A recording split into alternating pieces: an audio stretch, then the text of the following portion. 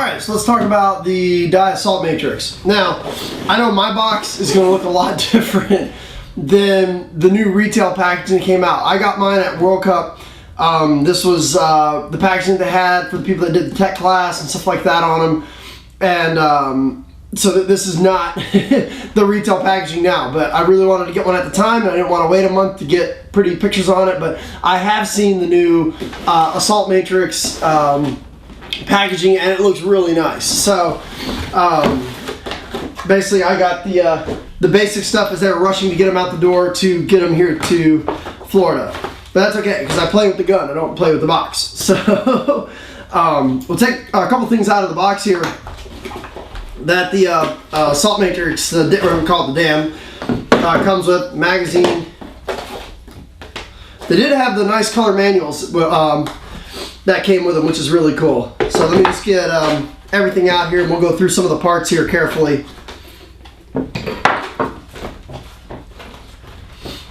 Get out the feed neck. Okay. And I think that's it. Alright, cool. Everything that's in the box is what comes on it. Just doesn't have the fancy pictures that you get with the what they've released now. So, okay, assault matrix. So we've got a new, what are you going to call it, a milsim gun. I don't get that excited when it comes to milsim guns, because it seems like pretty much all they do is they take a standard gun and they put a ton of Picatinny rails on it. Now, the problem with that is in paintball, Picatinny rails don't really do you any good, because there's nothing really that you can put on them that helps you. I mean, sights don't really work that well, with Picatinny rails. You don't want to put a flashlight on one. If you're ever going to play a night game, you turn on a flashlight, you're like the beacon in the night. You're like even your own teammates shoot at you. You can't really put laser pointers on there, because you got to be careful with how powerful the laser pointer is. You don't want to shine it in somebody's eyes, stuff like that. So there's really not a lot you can do with Picatinny rails. So when I see a gun with a ton of paintball gun with a ton of Picatinny rails, I just kind of shy away from it unless there's a lot of function involved. Okay, now with the Matrix, yeah, they put all the Picatinny rails, to call like a milsim gun. They did a lot of things with this gun that really just went out there. I mean, one of the biggest things that they did this thing called a rotating eye pipe, where you have the option of having, you see this feed neck here now. In a previous video I also covered this. You put your feed neck on here, and pretty much while you're out there shooting, you can slide back and forth between shooting first strike rounds and normal paintballs. Now a lot of people, well, first strike rounds are kind of expensive, and how do you chrono? Well, basically what you do is you go to the chronograph, and whichever is shooting higher, you put that below the field limit and you call it a day. So if your paint is shooting at 280 but your first strike rounds are shooting at 310, well, you lower your first strike rounds under 300 feet per second, you're good to go. I don't think that's that hard to figure out. One of the things that they also did is they gave a magazine, but instead of it just being this little fake magazine, but they actually put a nice O-ring kit inside of this magazine, which is really cool. So if you're, if it's got the tools and stuff like that. Now, technically, probably this would actually be illegal out there, in the scenario. You're not allowed to take tools out there on the field, as if being out in the middle of the field and out there in the woods and in the mulch is the best place to try to take out set screws and stuff like that. But it does come with a really nice toolkit here.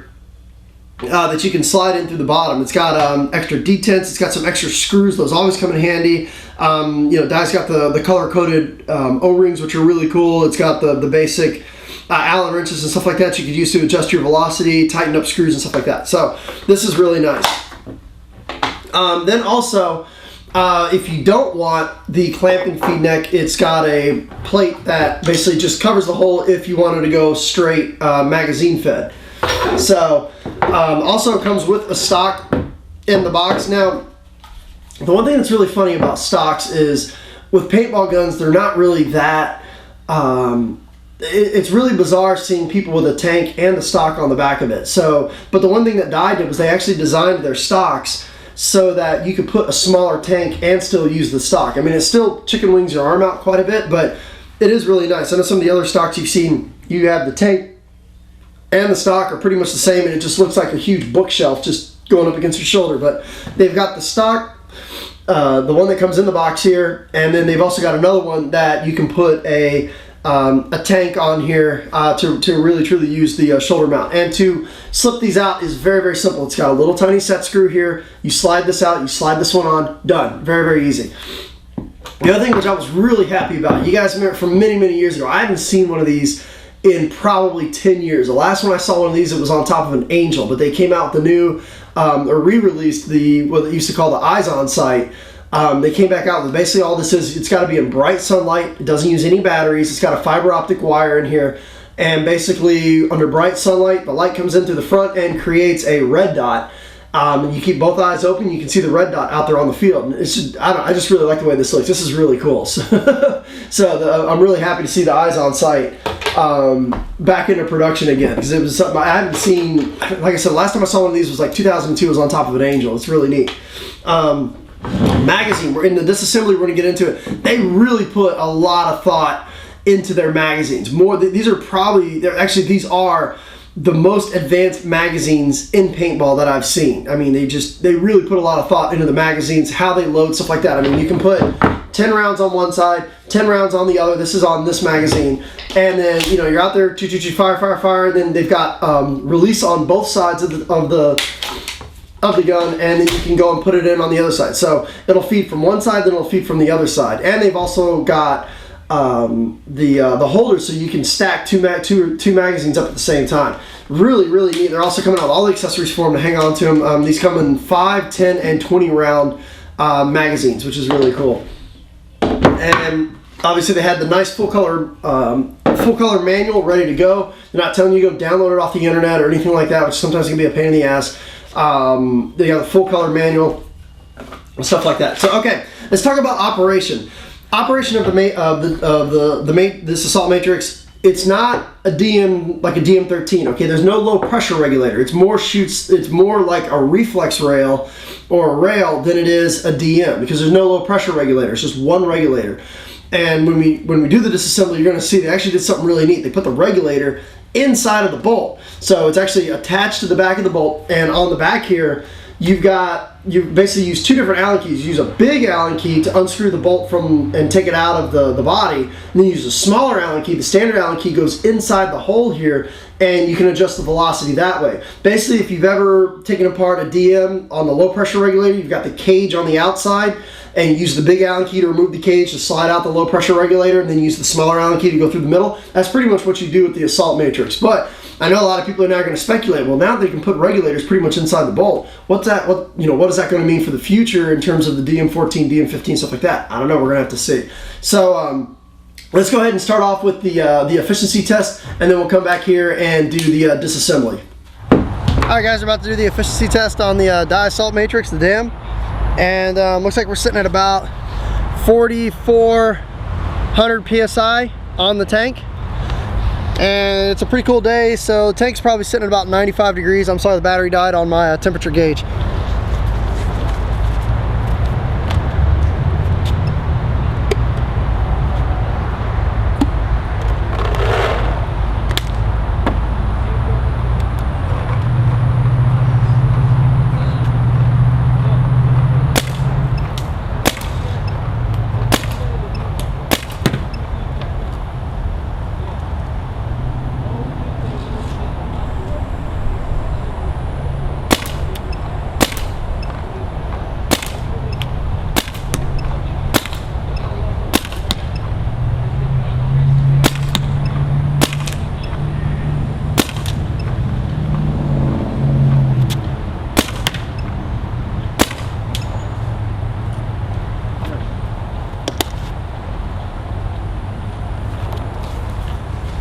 Okay, so it looks like we're sitting at about 292, it's actually sitting about high 280s, low 290s is about where it's at.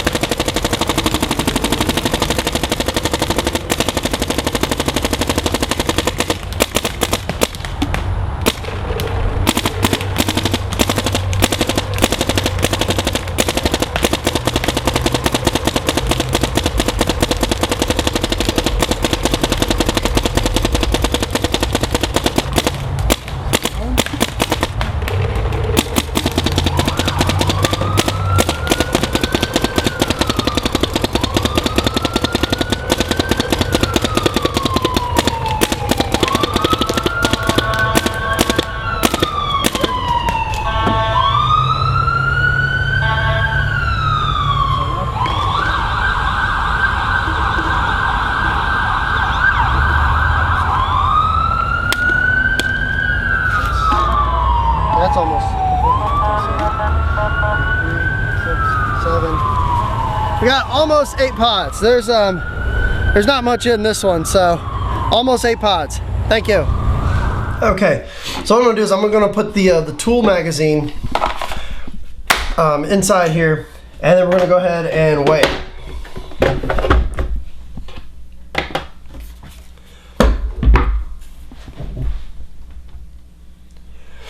Okay, now this is not gonna be a light gun. Okay, 3 pounds, just under 14 ounces. Let's go. I'm gonna go ahead and weigh the stock, just in case you know, anybody wants to know. Something else too that's kind of cool in the stock. It's got a little window here. So you know, this little dead space here, so you can maybe put, you know, maybe a map in there or something like that. I mean, you can't put a lot in there, but you can put a couple things in there. Let's go ahead and weigh the stock.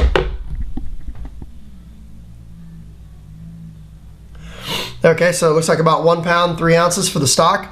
So that's actually kind of good that it's got a little bit of weight on the back. With the gun, you know, especially in this configuration here, is as big and front heavy as this is. I mean, if you're going to run the stock, I'd probably shorten this up, take off some of these accessories here at the front, these shrouds here at the front, just so the gun's a little bit more balanced. But not, you know, not a super. I don't think it's a Mark or what was that, the MTAC? That was, remember how heavy that was? But that's not that bad. Let me show you how to take apart the magazines really quick. Now this comes in handy if you ever, you know, if you smack a magazine up there, you break paint in here, it gets into the breech, stuff like that. That's going to happen. I'll show you one of the things I really like about the magazines is when you put paint in here. And let me go ahead and put a couple first strike rounds.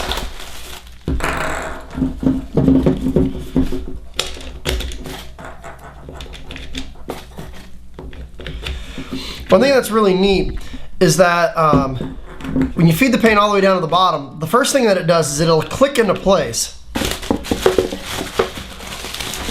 So what that does is that takes the pressure off of, there it goes.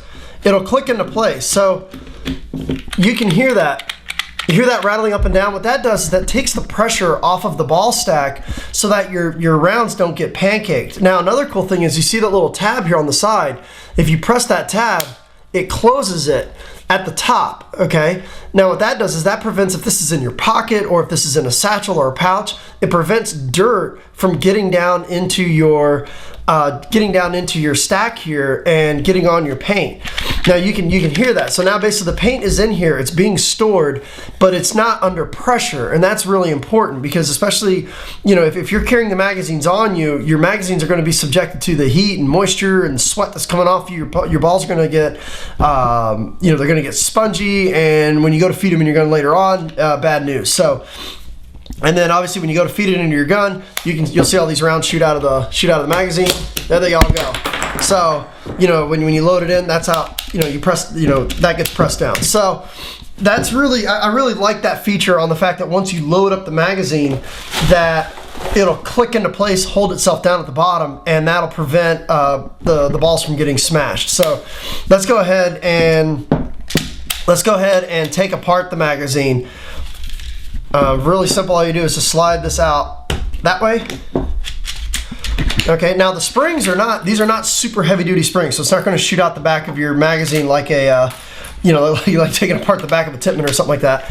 And then the carriers, let me see if I remember how to do this. I think the carriers just come out like that. So the carriers, you can see them, they slide up and down here, the pistons that push the paint up. All you do to remove them is push down here, and then out they come. So you can just take this now and you can just rinse this out in the sink and you know, let it air dry and you're good to go. So let's go ahead and put the magazine back together. It's going to get all the way down. So we'll put the these are the carriers. You can see the guides right there. So we'll go ahead and slide them down. Now they're going to stop at a point, and then I'm going to press up on here, and then the spring's going to go all the way down. So very simple. It doesn't take any tools or anything crazy to take the magazines apart.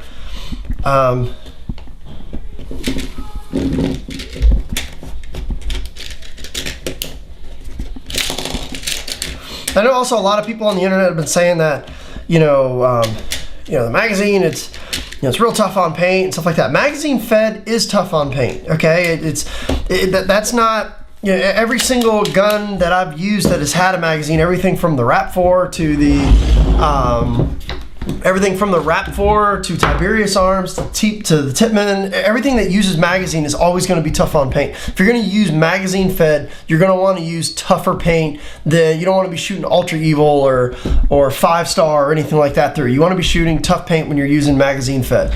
Okay, now the first thing we'll do is let's go ahead and take apart the bolt.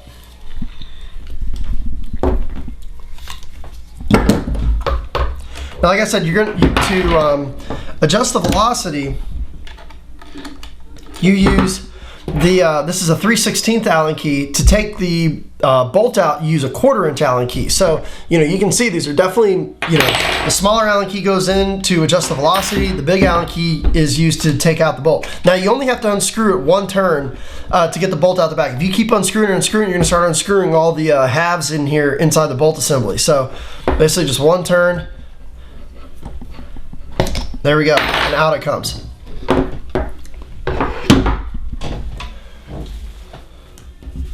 Let me get a clean microfiber. All right, let's start taking apart this bolt here. All right, and then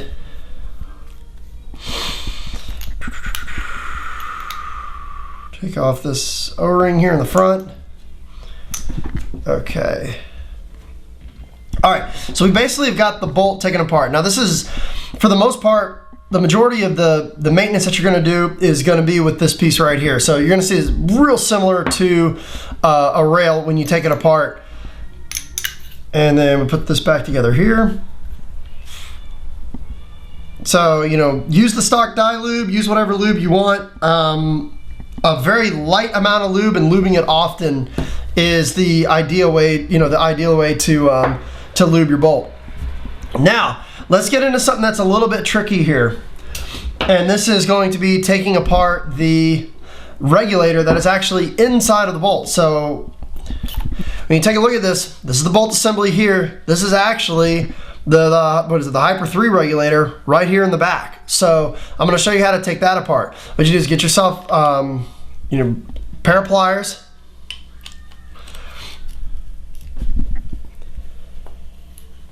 There we go.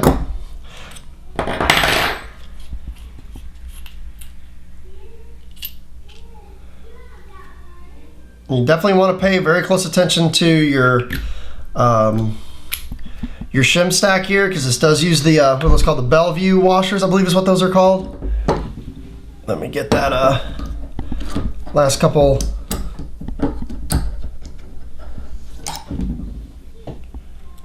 Get that last washer out here.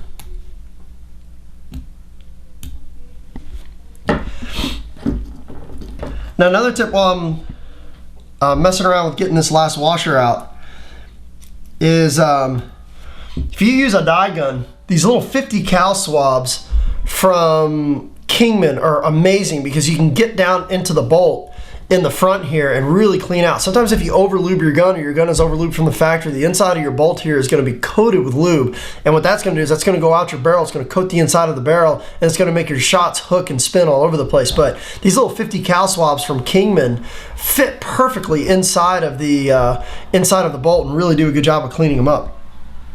Okay, so we got that last washer out. So there you go. Now we've got this is pretty much the regulator here. There's your adjustment screw that's in the very back.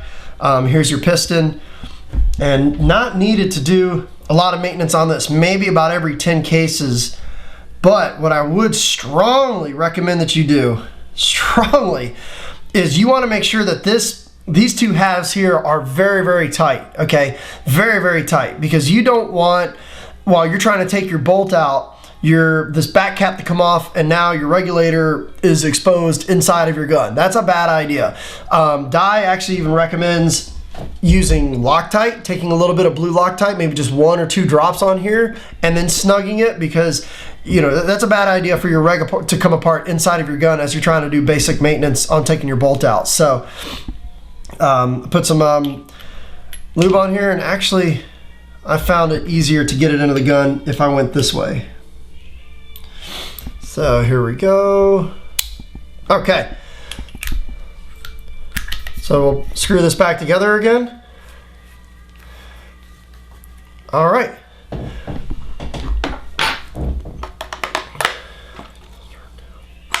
And let's go ahead and put the bolt back into the gun. There we go. And then now we're going to take apart the eye pipe. Okay, the next part here is going to be taking apart the eye pipe.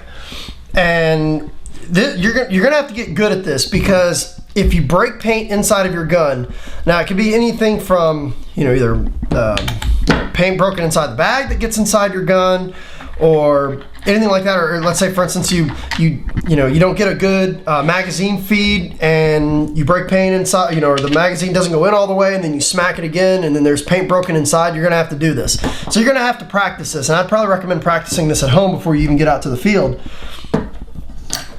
But it's not that hard. First thing you want to do, obviously, go ahead and get the rubber shroud out of the way.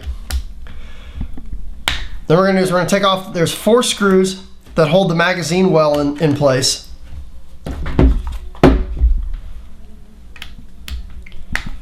Now you notice I didn't have to take off these front shards or anything. You don't have to remove any of those.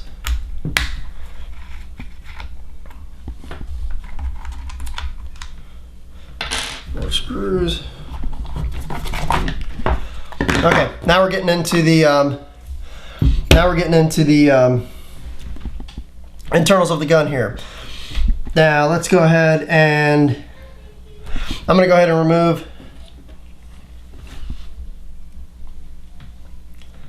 this little piece here. This actually did break a little bit of paint in the gun when we were using it and testing it out, so kind of had a chance to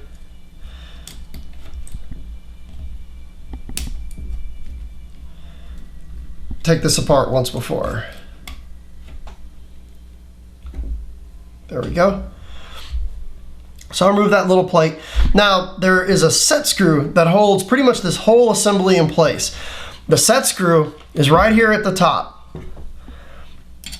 Okay, and it's in between. You can see it here. It's tucked down the hole.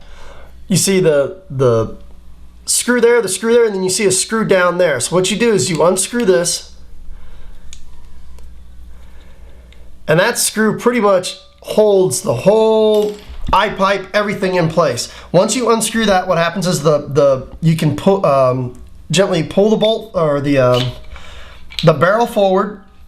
Once the barrel comes forward, you can pick out this little plastic piece here. Once you pick that out comes the eye pipe. Okay, now let's pretend that you really made a mess inside here and you just need this whole thing taken apart. Really, really bad break, let's say, for instance. What I'm gonna do is I'm gonna remove the shards, and you can see, and I'm gonna show you the carrier.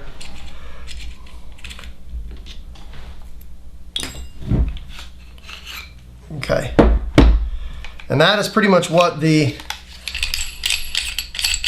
it is. Okay. Now there's pretty much nothing else down in there. The only thing that's left down in there is the bolt. Okay, so we've got the shard off. We'll just leave that off for the rest of the disassembly. We've got the this is basically what holds the barrel in place, and it also holds the there we go. That's how it goes together. So those are the major parts here. Now once you get those parts out, you can go ahead, you know, if the bolt is out, you can run your swab through it, clean up the breech, do whatever you need to, but that's how you get down into the guts of the gun. Now one cool thing they did here also was they made it a lot easier to take out the battery. And if you remember on the like DM12, DM11, DM13, NT and stuff like that, you had to kind of you know, squeeze one side while you pulled the other and then went down at an angle. They don't have you do that anymore. Now you just basically, you see the little tab here on the back, and you just pull it open. So there you go. So much more simple, considerably simpler design than what is on the. I didn't mind it, but it definitely took some practice to get the grips off. And when they were brand new, it was a lot harder when it was brand new. So now to put this thing back together again, we're just going to go in reverse order.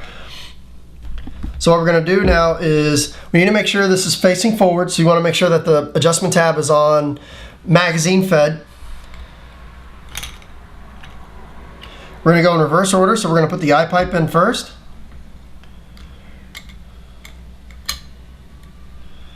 Put that plastic tab in second.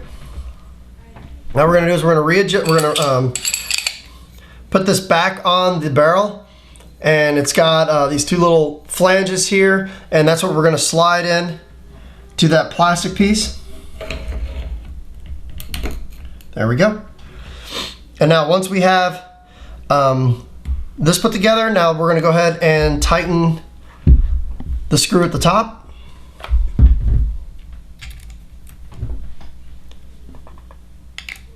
Get the right Allen key here.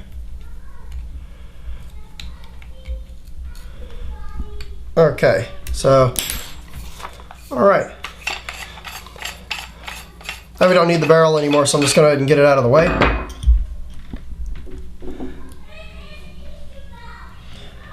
Now we'll go ahead and put this little tab here. Now these, you want these to be snug, but you don't want them to be super tight. These little tiny screws are real easy to strip, so you know, once you feel them snug up, that's about as far as you need to go with these.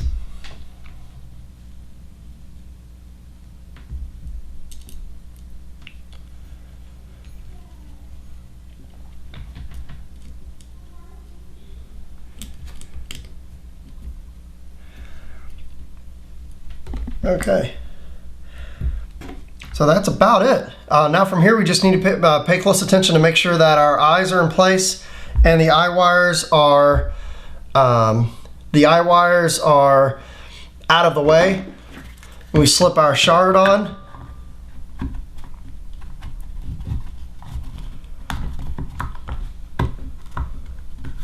Okay, and then from here you know what to do. Put in your 4 screws, go ahead and put your barrel in, put your shard back on, your front shard, and that's it. We've pretty much taken apart the breech, cleaned out the breech if we ever had a really nasty barrel break. Okay, so while I finish putting this back together, you know, what did I think of the assault matrix? I mean, I think Dye did an amazing job on the gun. Okay, I think Dye did an amazing job on the gun. This is the nicest, I mean, in my opinion, the best, if you want to call it Milsim, Woods Ball spec, whatever gun to come out, in my opinion, in paintball history. I mean, this thing is smoking. I mean, it really is smoking. The fact that, you know, the rotating eye pipe, I mean, that's one of, in my opinion, one of the nicest features I've ever seen on a magazine gun. It's not like the Tiberius arms where you gotta push it in and twist it and you know, is it down, is it up, I don't know. I mean, it's very simple and you can do it on the fly. And you can literally, if you put it in full auto, hold the trigger down, slide it one way, slide it the other way, slide it another way, slide it another way. It doesn't matter. The gun, you know, rarely, I mean, it didn't jam on me. I was playing X-ball with it, playing Woods Ball with it, never jammed on me. Sliding it back and forth didn't matter if I was in the middle of shooting or not. Gun shot phenomenal. So, and in regards to first strike rounds, I mean, if you're a first strike shooter like I am, okay, I love shooting first strike rounds, okay, this would be the gun to get for first strike rounds. Not, you know, it smokes anything I've ever had in terms of Tiberius arms, okay. The Tiberius arms, okay, they did a good job getting up to this point, but the fact that, one, you got full auto, it feeds perfectly. The magazines are going to be dirt cheap.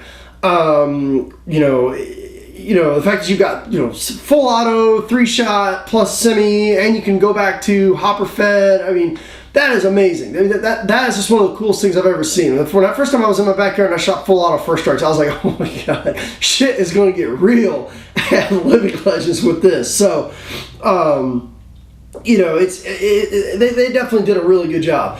I did find a couple things about the gun worth mentioning. The first thing is, is the little tiny set screws that hold on the clamping feed neck and also hold on the block plate on the side if you were wanting to go. In my opinion, those are a little on the small side, and I strongly recommend. I think they should have been maybe threaded just a little bit longer, but in my opinion, you've got to Loctite those in place, okay? Because they will wiggle loose. There's a lot of stress, a lot of pressure on those screws, and they're right there where the action is at in terms of the gun firing. And you definitely want to make sure you're using Loctite on those set screws that hold on the feed neck, and that's that type of set screw that when you lose it, nobody has it, and it would just be a really silly way to take your way out of the game by losing one of those set screws without using Loctite. The second thing, of course, is using Loctite on when you take apart the regulator. You don't have to do it on any of the parts of the bolt, but when you take apart the regulator, I would strongly recommend Loctiting those two halves in place so that when you're unscrewing your bolt and doing your basic bolt maintenance, that you don't, your regulator doesn't, you don't unscrew that back off your gun. Remember, it only takes one turn to tighten it, one turn to loosen it up. So if you keep spinning and spinning and spinning, you're going to unscrew everything inside your gun. And that's just not necessary. The other thing that I did notice with it is, now this happens with all guns, okay? On the eyes, you've got a transmitter and you've got a receiver. If you don't have the magazine inside of the well, okay, what can happen is the sunlight can reflect off the ground and go into your eye pipe, and what'll happen is the receiver, it doesn't look for specific light coming from the transmitter, it looks for any light. So even if there's a ball inside of the breech, if you don't have a magazine inside of the magazine well, the receiver eye is going to pick that up as an empty breech, and your gun is not going to fire. So if you're using strictly hopper fed, I would recommend either keeping the toolkit in there or an empty magazine in there, or I believe now they've even got I think they've even smaller magazines than that, but I would recommend at least leaving the smaller magazine in there. That way the sunlight doesn't reflect off the ground and get into your eye pipe and make your gun think that there's nothing in the breech when there's something is. So I did pick that up. One of the other issues that I did pick up with this gun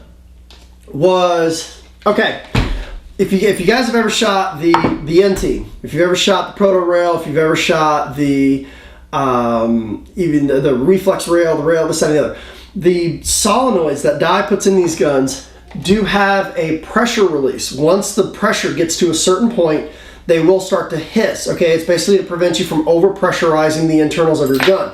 Well, the problem with that is if you're using an apex barrel, is, once you have your apex barrel, especially turned up to about 70% where it shoots really flat, you lose about 20 to 25 FPS, feet per second, with that. So if you've got your apex barrel turned up to, let's say 70%, 7 out of 10, that's about where I keep mine. You've got to, and you want it to shoot, let's say 290 feet per second. You need to actually have your gun shooting at about 310 when you dial the apex down. I'll show you, I've got an apex right here. This one's really cool. It's got like the deadly wind shroud on it, which is really neat. Anyway, you've got, let's say you have it turned on to right there. It's about 60-70%. That's about where I keep mine. To get it to shoot at 290 feet per second at 70%, you need to actually put the gun at about 310, because you lose about 20 feet per second when that ball smacks that rubber mount, that rubber pad, and slows down.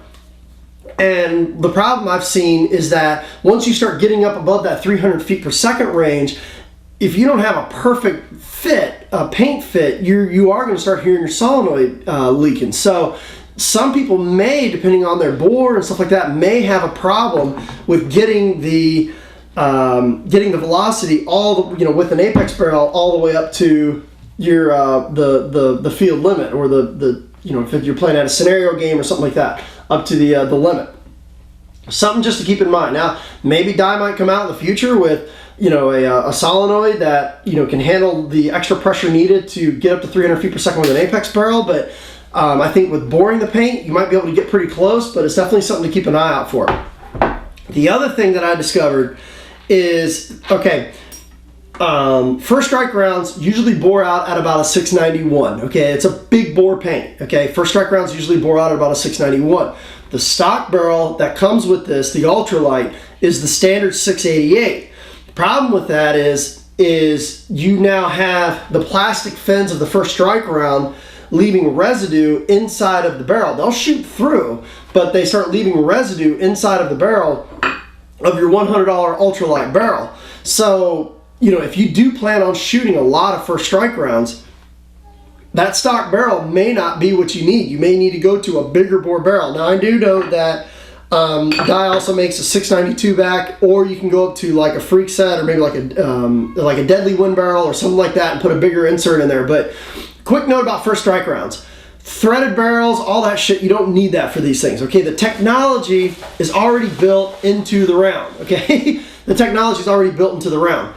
All you have to do with first strike rounds is accelerate them to 300 feet per second and then let them go. That's it, okay? So don't try to snug these things down. Don't try to bore these things. Don't try to clamp these things down or put them in spinning barrels or any of this other shit, okay? You want a nice overbore barrel, give it enough room so you don't damage the fins, get it up to 300 feet per second and let the sucker fly. That's it, okay? All these other gimmicks and fads and gadgets and shit don't do anything with these rounds, okay? I know this because I've shot thousands of dollars of first strike rounds, okay? If you damage the fins in any way, shape, or form, the rounds don't fly right. And I know this. If I've tried to hit targets at 450 feet away with these things at 300 feet per second, you've seen it, so all this other shit of spiral barrel and all this other crap, okay, all that's going to do is damage the fins, and if you damage the fins, the rounds aren't going to fly right. The technology is already in the round, so the point of the gun is to get it to 300 feet per second, and that's it. So you don't want snug bore barrel. That's not going to do anything. It's only going to damage the fins. So get it up to 300 feet per second, let it fly. So with that being said, 692 barrel back is probably, if you do plan on shooting a lot of first strike rounds and you want to keep the ultralight front, which is a great front to have because it's extremely ported and extremely quiet, you may want to invest in the 692 barrel back, which I think those run about $50, and then you can now shoot first strike rounds at your heart's content. But if the paint that you're shooting at the event, the paintballs that you're shooting are slightly smaller bore, it's going to be a trade-off on your velocity. So that's about probably the major drawbacks or the major things that I saw with the gun being out there using it. Loctite the two tiny bolts that hold on the clamping feed neck. Make sure you Loctite the bolt. Make sure that your magazine is in place when you're out there on the field. You may have some problems getting it up to 300 feet per second if you're using an Apex barrel.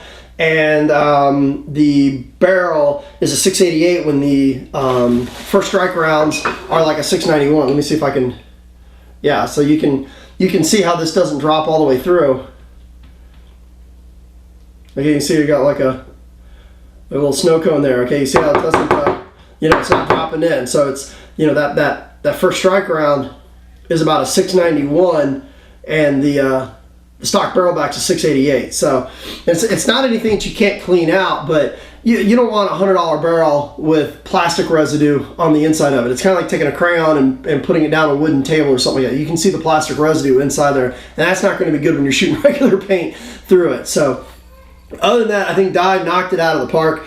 I think there's some little things that they're going to end up changing in the future. Maybe with the solenoid, stuff like that. Maybe offering a bigger barrel back.